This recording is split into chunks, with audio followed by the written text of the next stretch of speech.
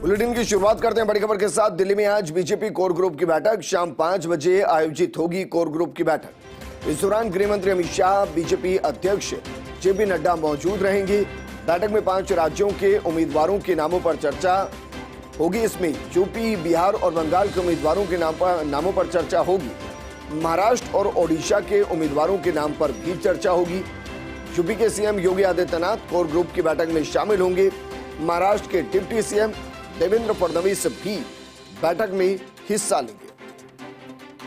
क्योंकि 7 चरणों में देश के अंदर चुनाव होना है, ऐसे में बीजेपी के लिए एक बड़ी चुनौती है कि पहले चरण के अंतर्गत जहां जहां चुनाव होने हैं वहां उम्मीदवारों की घोषणा की जाए, ताकि उम्मीदवारों को नामों के तहत नामांकन करने में आसानी हो, कोई नाराज है तो मनाने में आसानी हो और जनता के बीच में उस नाम को प्रमुखता से रखा भी जा सके। मेरी सहयोगी और दिल्ली न्यूज एडिटर अदिति नागर जुड़ गए। अदिति, मानकर चलें अगले 2-4 दिन में लगभग हर उस सीट पर नाम फाइनल कर दिया जाएगा जहां पहले और दूसरे चरण में चुनाव होने हैं। देखिए विजेंद्र, आज जिन 5 राज्यों के चुनाव पर चर्चा है, कोर ग्रुप है, वो बेहद खास है और बेहद खास के साथ साथ रिस्क जोन भी है। उत्तर प्रदेश है, योगी आदित्यनाथ सारे डिप्टी सीएम यहाँ पर होंगे। इसके साथ साथ महाराष्ट्र है, वहां पर अलायंस को लेकर जाहिर तौर पे खींचतान पिछले लंबे समय से है, चाहे दबी जबान हो। इसके साथ साथ बंगाल है, ऐसे कई राज्य हैं। जो बिहार है, बिहार में भले ही, क्योंकि बिहार इसलिए ही लाया गया है क्योंकि अमित शाह ने पिछले दिनों, जेपी नड्डा ने इस पर सहमति बना ली है कि कहाँ रहेंगे पशुपतिनाथ, तो कहाँ रहेंगे उनके भतीजे, तो फिर कौन कहाँ से चुनाव लड़ेगा, कितनी सीटों पर। और भारतीय जनता पार्टी ने अपने फेवर में इसको तमाम तरीके से ले लिया है।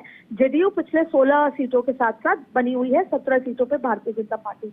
तो आप देखेंगे कि अगली बार जो टिकट वितरण अनाउंसमेंट होगा उसमें आपको उत्तर प्रदेश दिखेगा, उसमें आपको बिहार, बंगाल दिखेगा, उसमें आपको महाराष्ट्र दिखेगा। तो ये तमाम राज्य दिखेंगे क्योंकि ये बहुत सेंसिटिव, इंपॉर्टेंट राज्य है और सीट शेयरिंग वाले राज्य हैं। तो आज बहुत इंपॉर्टेंट कोर ग्रुप की बैठक है। माना जा रहा है 19 तारीख को सीईसी की बैठक होगी, लेकिन आज और कल के अंदर ये भी हो सकता है कि और भी राज्यों की कल दोपहर कोर ग्रुप हो जाए। लेकिन फिलहाल आज इन 5 महत्वपूर्ण राज्यों की कोर ग्रुप की बैठक है। जेपी नड्डा, अमित शाह की अध्यक्षता से लेकर तमाम जो राज्यों के नेता हैं, जो कोर ग्रुप के सीनियर सदस्य हैं, वो इस बैठक में शामिल होने वाले हैं। मुख्यमंत्री का भी दिल्ली जाने का कार्यक्रम है, क्या राजस्थान भी डिस्कस हो सकता है? बिल्कुल, देखिए पिछली बार भी राजस्थान को बुलाया गया था, लेकिन मुख्यमंत्री की तबीयत नासाज थी तो केवल सीपी जोशी गए थे। देखिए अभी 10 सीटों पर चुनौती है। जो बची हुई 10 सीटें हैं उसमें पहली चुनौती महिला प्रत्याशियों को जगह देना। जिस महिला की आरक्षण की बात भारतीय जनता पार्टी करती है, अभी एक महिला की टिकट कट चुकी है, दौसा में भी कट सकती है। तो ऐसी स्थिति में महिला प्रत्याशियों को कहां से उतारना है? 6 महिला प्रत्याशियों के लिए प्रधानमंत्री ने ढूंढ के लाने के लिए प्लेस करने के लिए कहा गया है। दूसरी बड़ी बात है कि दूसरे पार्टियों से लाए गए नेताओं को क्या इसमें सेटल करना है। तीसरी बड़ी बात है कि काउंटर कौन से जिताओ उम्मीदवारों को। तो ये जो 6 सीटें हैं ये बहुत आसान नहीं है।